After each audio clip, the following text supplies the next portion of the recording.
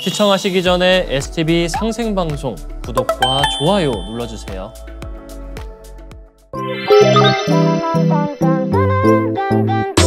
How could you deal with such pain every day? 오 샹젤리제라는 우리에게 익숙한 샹송이 있습니다.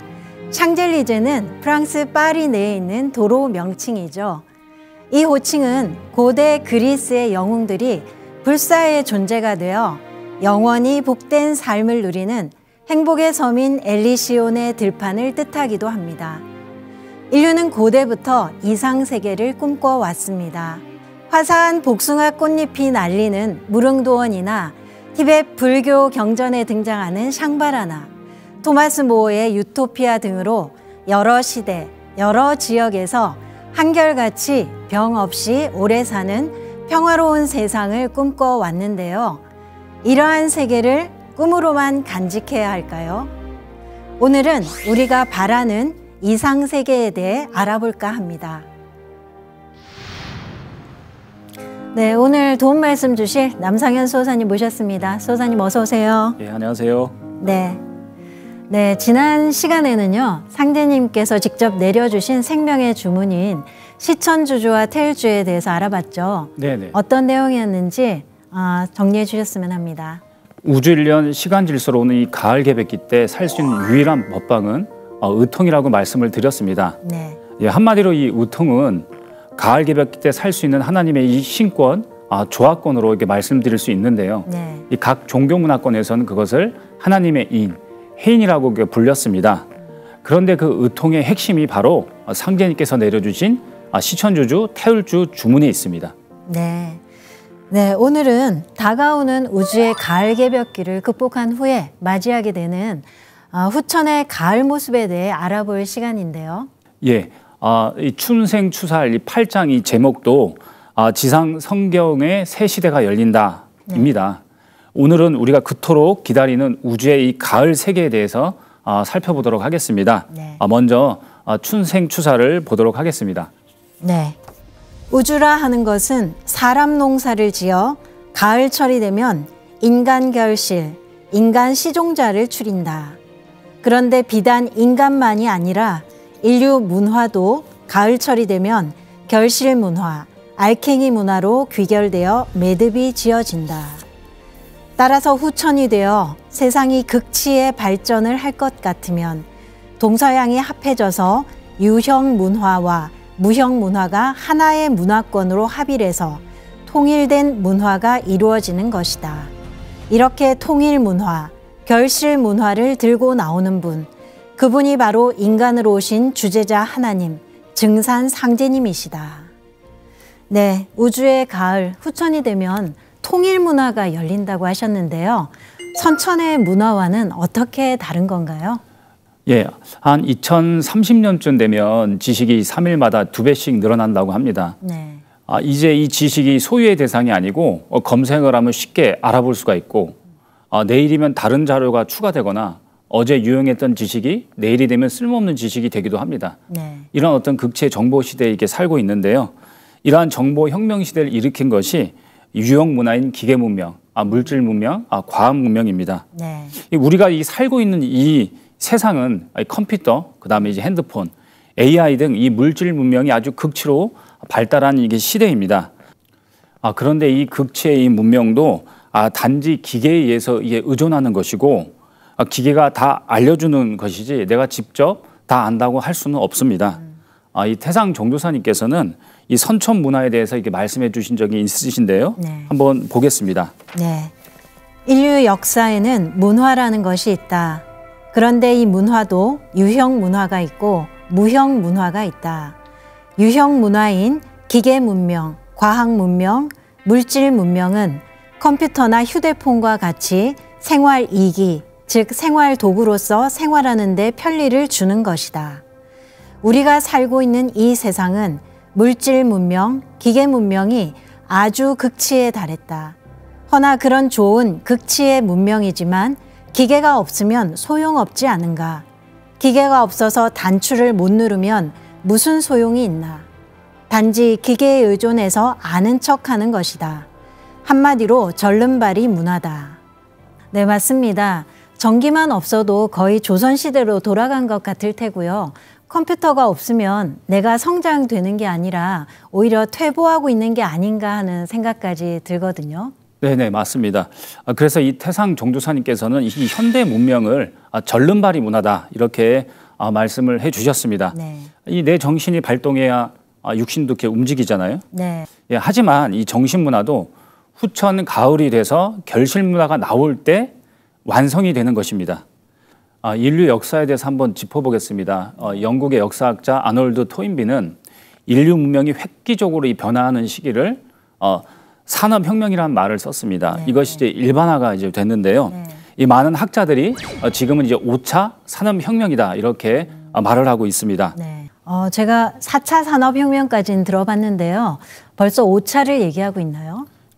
예. 제가 이제 어릴 때만 해도 3차 산업혁명을 얘기했고 얼마 전까지만 해도 4차 산업혁명을 얘기했습니다. 네. 지금은 5차 산업혁명을 얘기하는 시대입니다. 이렇듯 발전 속도가 이제 매우 빠른 것을 이렇게 반증하고 있는 말인데요. 인류 문명 발전 단계를 이렇게 짚어보면 네. 1차는 우리가 잘 알고 있듯이 18세기에 영국에서 증기기관을 기반으로 한 기계화 혁명이었습니다.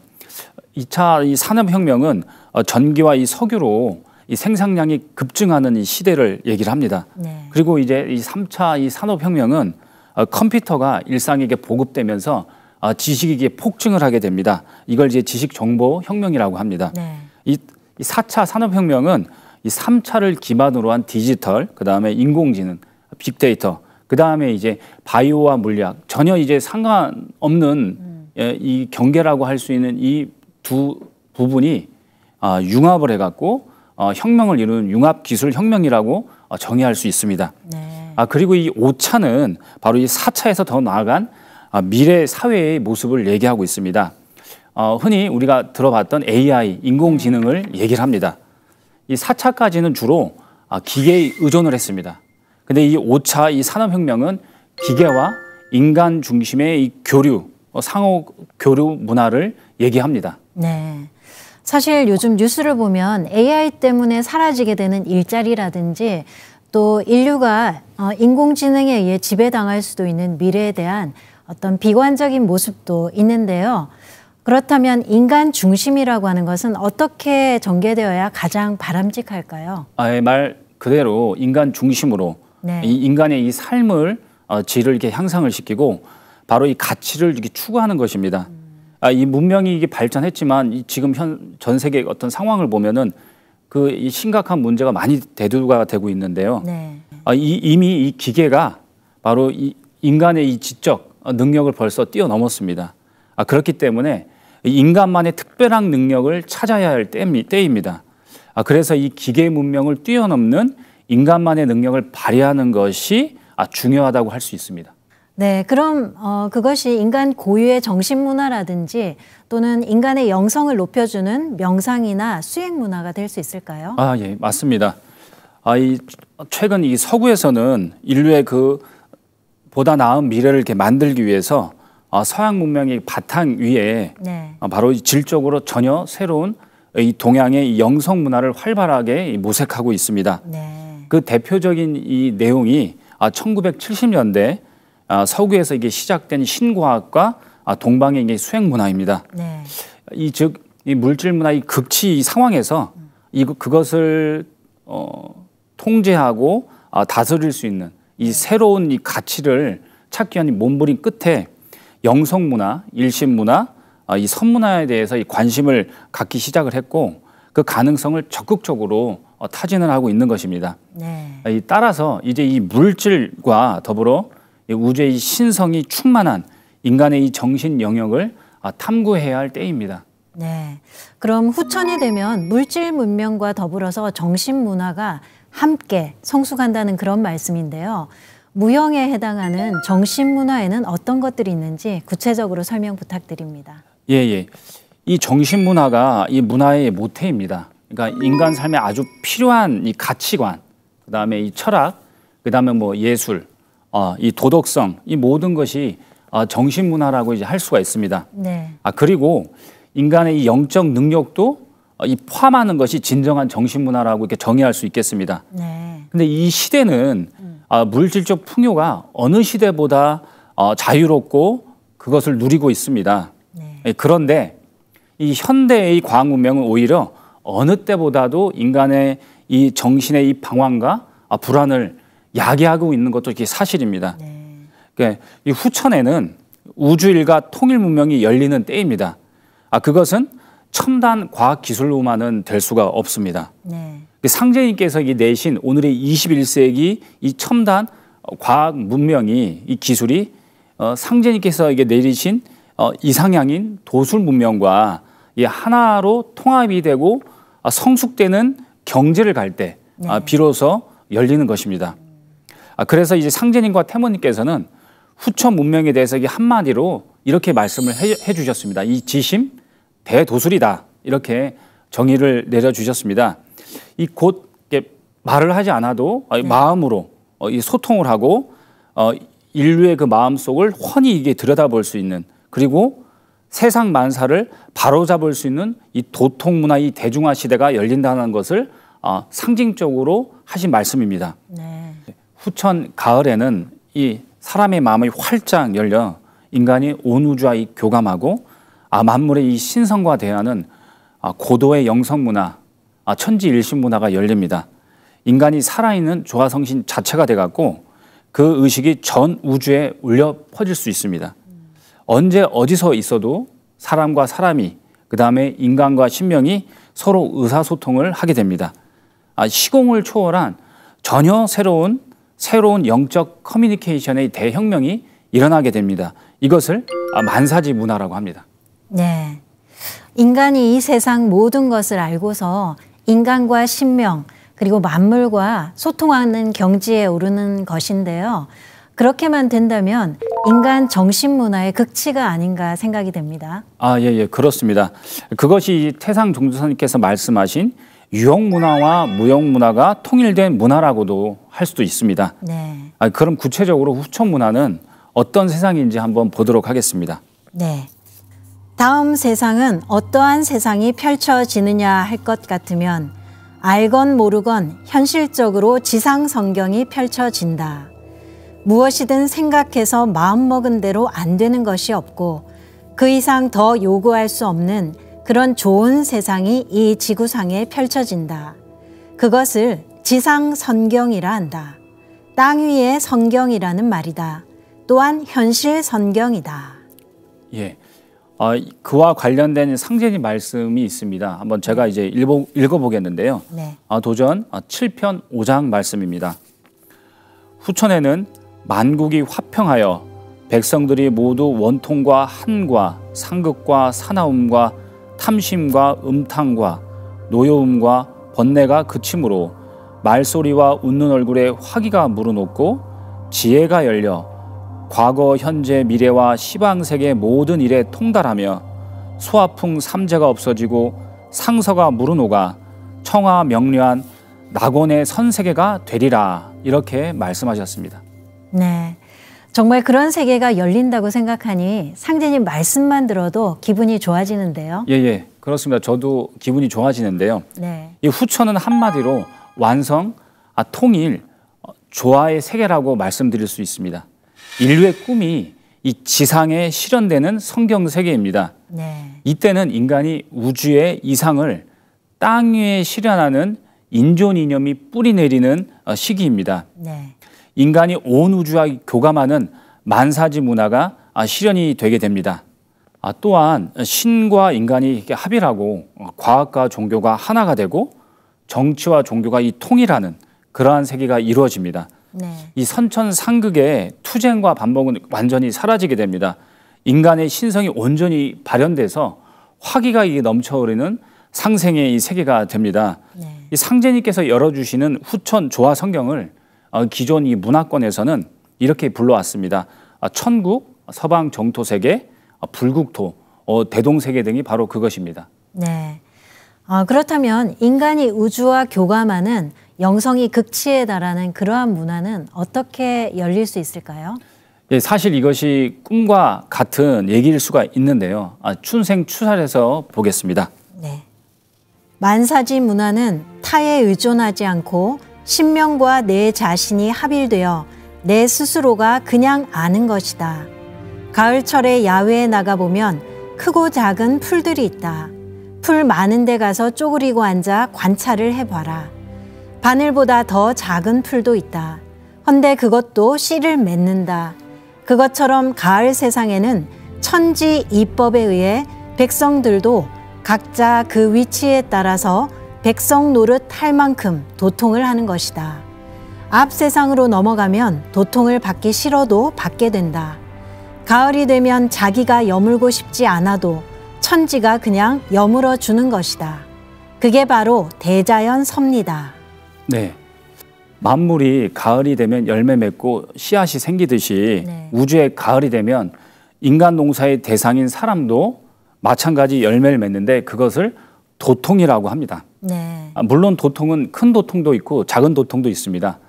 선천에 자신이 닦은 바에 따라서 열매를 이렇게 맺게 되는 것입니다. 그런 도통 문명을 다른 말로 선 문명이라고 합니다. 네. 그 선 문명의 이 주인공을 신선이라고 부릅니다. 네. 인간 생명과 진리의 이 근본 문제가 모두 끌어진 후천의 상생조화의 문화, 이것을 이렇게 한마디로 가을의 선문화라고 합니다. 네. 여기서 이 말하는 이 선은 이 선천 유불선의 선이 아닌 네. 무병장수 문화의 상징으로서 바로 유불선 이전의 인류 뿌리 문화, 바로 이 신교 문화의 성과 상통을 합니다. 네. 상제님께서는 사편 8장 9절에 내가 유불선의 기운을 쏙 뽑아 모아 선에 붙여 놓았느니라 이렇게 말씀을 하셨습니다. 네. 이 상제님 말씀에서 알 수 있듯이 종교, 과학, 이 철학 등 이 선천 문화의 진액을 뽑아 모아서 열매를 맺는 것이 상제님의 이 새 우주, 조화 문명이 바로 가을철의 선 문명인 것입니다. 네. 네. 후천 가을이 되면 우리가 다 신선이 된다는 그런 말씀인데요. 그러려면 그만큼 우리가 열심히 수행을 해야 되지 않을까요? 예, 맞습니다. 네. 이 오늘날 이게 눈부시게 발전한 의학이나 이 생명고강으로는 진리에 대한 궁극 깨달음, 그 다음에 이 도통을 얻을 수 없습니다. 그래서 결국 이 의학자나 이 과학자들도 이 상제님 도를 이렇게 바탕으로 해서 시천주주와 이 태울주를 읽고 이 조화 성신을 이렇게 받아내려서 이 신안이 열려 만물의 이 근본을 훤히 이게 들여다볼 때 그때야 비로소 의식이 비약적으로 성장을 하고 그 궁극의 한계, 이 벽을 깨부술 수 있는 것입니다. 이게 다시 말씀을 이렇게 드리면 무엇보다도 선의 생명 문화를 열기 위해서는 상제님 말씀을 쫓아서 시천주주, 태울주 수행을 통해 인간 스스로가 자신의 생명을 정화하고 명화시키고 천지와 하나 되는 신법으로 향해 나가는 구도 과정을 밟아 나가야 됩니다. 네. 후천 가을철에는 인간이 모두 열매 맺는다고 하셨는데 네. 후천 신선이 되는 것을 인간 열매라고 하는 것이군요. 네네. 그리고 다가올 가을 세계에는 천지와 하나 되는 신법을 열어야 된다라는 말씀을 해주셨는데요. 선문명이라고 하는 것이 단순히 수행을 해서 영적 능력이 높아지는 것만을 의미하는 것은 아니네요. 네네. 영성도 또한 중요하지만 신법이 매우 중요합니다. 네. 이 후천에 열매 맺은 인간을 태일이라고 합니다. 네. 이 하늘과 땅보다 더 존귀한 존재를 상징하는데 그것을 인존이라고 합니다. 네. 이 태상 종도사님 말씀을 이렇게 보겠습니다. 앞으로 다가오는 상제님 세상은 천존과 지존보다 인존이 높다. 왜 그러하냐? 인문지상 시대가 되기 때문이다. 가을에는 천지에서 사람 농사 지은 것을 사람이 천지를 대신해서 거둬들이니 인존 시대가 되는 것이다.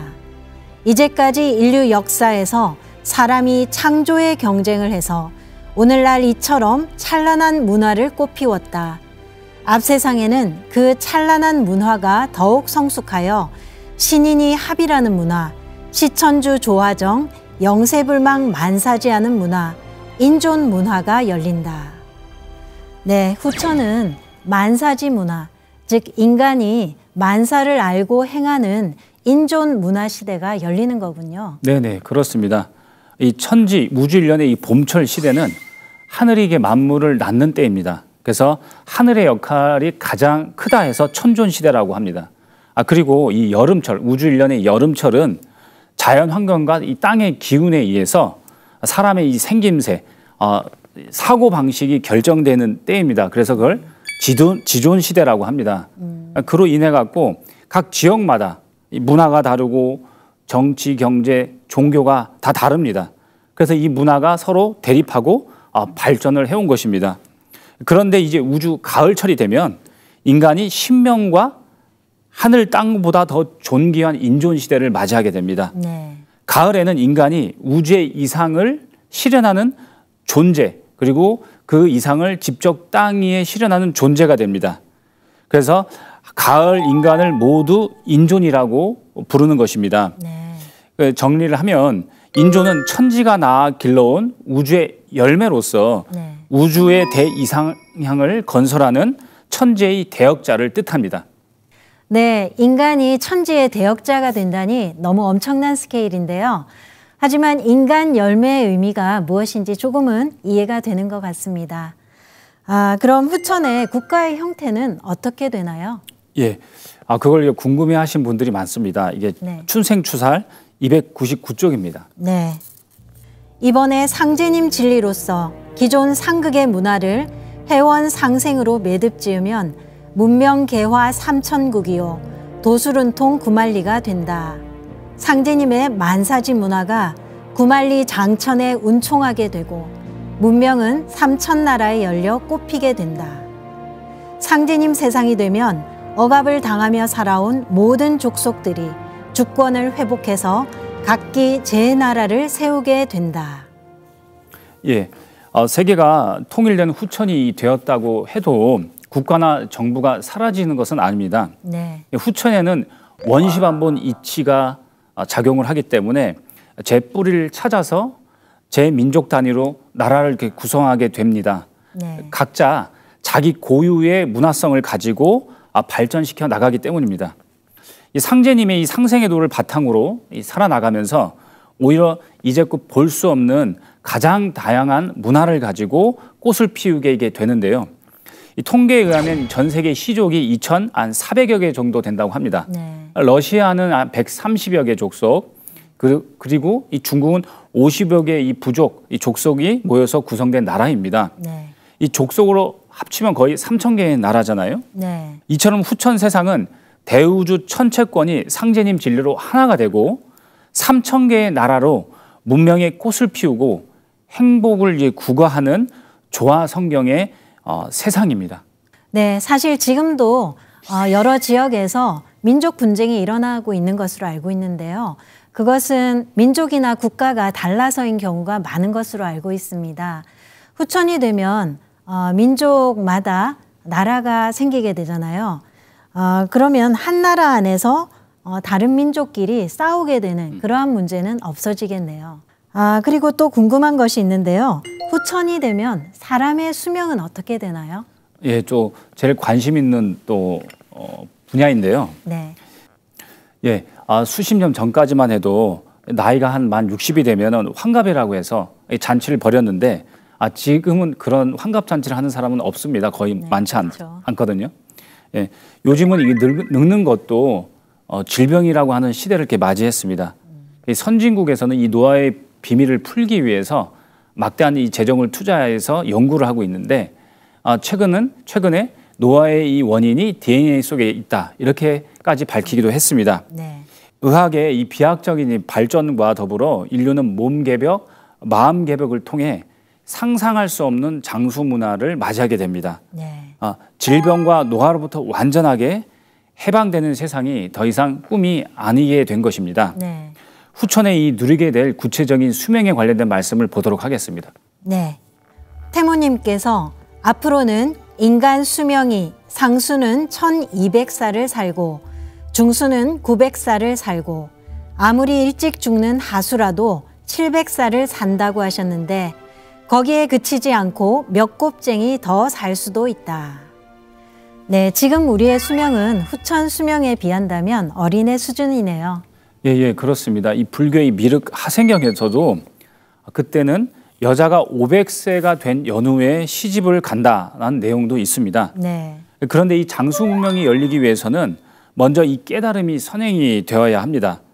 이 사람이 어떤 깨달음을 얻을 때 강한 이 충격이 머리와 척수신경에 스파크가 일어난다고 합니다. 네. 한순간에 이 중도신법으로 들어가서 그 순간에 생명력이 재충전되고 감동을 받아서 이 지속적인 카타르시스를 느끼면서 의식이 명화되는 것입니다. 네. 깨달음에 의해서 생명이 재구성이 되고 건강해지고 의지가 이제 강화가 되는 것입니다.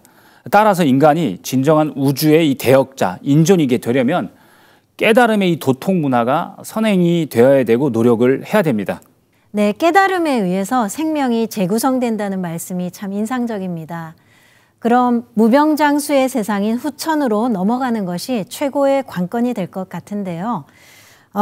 그러려면 구체적으로 우리는 어떻게 해야 될까요? 후천의 이 새로운 인간으로 거듭나기 위해서는 몸과 마음을 대혁신을 해야 됩니다. 네. 그러기 위해서 제일 먼저는 인간 생명을 이 지속시키는 이 생명력인 동력원인 이 신장숙의 이 정에 대한 깨달음이 먼저 앞서야 됩니다. 네. 안경정 종도사님께서는 우주가 진화해온 역사의 전 과정이 내 몸의 정에 맺혀 있다. 따라서 정에 대한 순수 생명 의식이 올바르고 강렬해야 한다. 네. 천지 생명의 열매이자 핵인 내 몸의 정을 어떻게 잘 관리해서 대자연과 하나 되느냐 하는 것이 수행 공부와 인생 공부의 핵심 과제이다. 이렇게 말씀해 주셨습니다. 네. 그러면 수행을 통한 정기 관리가 참 중요하다는 그런 말씀인데요. 그런데 요즘은 내 몸의 정을 소모하는 그러한 문화들이 많지 않습니까? 예, 이 정기는 사람의 이 생명력이라고 말씀드릴 수 있습니다. 네. 상제님께서는 이 정기의 중요성에 대해서 돌을 잘 닦는 자는 그 종혼이 굳게 뭉쳐져 죽어서 천상에 올라가 영원히 흩어지지 아니하나 돌을 닦지 않는 자는 정혼이 흩어져서 연기와 같이 사라지느니라 이렇게 말씀하셨습니다. 네. 이 전기 축장의 이 중요성에 대해서 강조해 주신 것인데요. 네. 전기는 자신의 이 생명체 그 자체이고 가장 중요한 요소입니다. 네. 사람이 살아가는 것 자체가 전기를 소모하는 것입니다. 네. 이것을 다시 회복하기가 참 어려운 일인데요. 네. 그래서 이 전기를 함부로 쏟아내면 명을 이렇게 재촉해서 죽음으로 가는 지름길임을 명심해야겠습니다. 네. 전기라는 것이 굉장히 중요한 것 같은데요. 그러면 전기를 잘 보존하고 축장하기 위해서는 어떻게 해야 되나요? 예, 이를 이렇게 위해서는 지금의 이 태폐 문화를 멀리하고 생활 문화를 본질적으로 이 개혁을 해야 됩니다. 네. 그리고 이 수행을 통해서 전기를 이제 축장하면서 가을 개벽에 이 새 인간으로 거듭날 수 있음을 각성을 해야 되겠습니다. 그리고 후천 선문화를 이렇게 영위하기 위해서는 전 인류가 신법을 개벽하여 참마음을 가져야 하게 하는데요. 이 상제님께서 말씀하신 이 참마음은 진리의식으로 충만한 마음입니다. 네. 여기서 이 진리란 자연과 문명, 인간과 신도가 이게 하나로 조화될 수 있는 인류 대통일의 성숙한 가을 진리를 말합니다. 이게 상제님의 무국대도입니다. 이 참마음을 가져야만 후천 성경문화 문턱을 넘어 지극한 생명의 이 복을 누릴 수가 있게 있습니다. 네. 그러면 결과적으로 진리의식으로 충만한 참마음을 가져야 된다 그런 말씀이군요. 네네. 소중한 것들은 무엇이든지 쉽게 얻어지는 게 없는 것 같습니다. 예, 맞습니다. 이 희망찬 미래는 시간이 흘러가면 그냥 맞이하는 것이 아닙니다. 이 산모가 산고의 고통을 겪어서 새로운 생명을 이렇게 맞이하듯이 네. 전 인류는 이번에 새로운 세상, 새로운 생명으로 태어나기 위해 우주의 산고와 같은 고통을 겪게 됩니다. 네. 예, 또한 다가오는 후천 성경 이 세상은 1년 360일의 궤도 수정과 더불어 시공세계가 새로운 차원으로 들어서게 됩니다. 네. 이때 인간 생명 또한 큰 변화를 이렇게 겪게 되는데요. 천지의 운기가 이게 바뀌어갖고 이 소천지 인간의 유전자 구조, 신체 구조, 인식의 이 지평 등도 근본적으로 바뀌게 됩니다. 예, 용모가 아름다워지고 체형도 지금보다 훨씬 커집니다. 네. 옥골 풍채가 되고 빠진 이가 다시 새롭게 나고 굽어진 허리가 다시 펴지게 됩니다. 네. 뿐만 아니라 여자의 몸 기운을 개벽해 주신 상제님의 공사로 여자는 생리를 하지 않게 됩니다. 네. 혹 병이 생기더라도 자신의 몸을 훤히 들여다보고 그 근원을 신도 차원에서 알게 되어서 스스로 병을 치유하게 됩니다. 이처럼 갱소년되고 황골탈퇴된 몸으로 살아가는 후천은 한마디로 천하무용의 쇠상이 되는 것입니다. 네, 놀라운데요. 네. 상제님께서는 후천에 대해서도 이렇게 섬세하고 구체적으로 공사를 봐놓으셨다는 것을 다시금 확인하게 되네요. 예, 태상 종조사님께서는 가을 세상은 수화 기제가 돼서 상생의 문화가 열리는 때다라고 말씀하셨습니다. 네. 기제는 주역의 64개 중 63번째 이 괴인데요. 네. 주역의 법칙에서 음양이 모두 제자리를 잡아 가장 이상적인 형태의 괴를 말합니다. 네. 최선과 완성의 미를 의미를 합니다. 그러한 기제의 완성된 세상, 상생의 운이 열려 선과 웃음으로 사는 평화낙원의 세상이 열리게 됩니다. 네.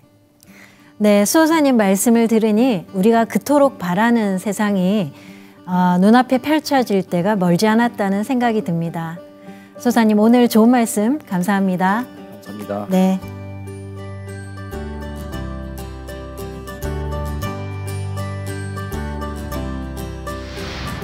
돌을 보지 않으면 어떤 깨달음의 경계가 있어도 구름 사이로 햇빛이 새어나오는 것일 뿐이다 라는 말이 있습니다.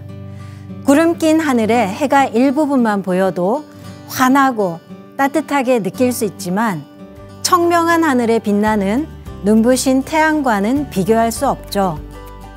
지금 이 시간도 진리를 찾아 깨달음을 얻고자 하는 분들이 계실 텐데요.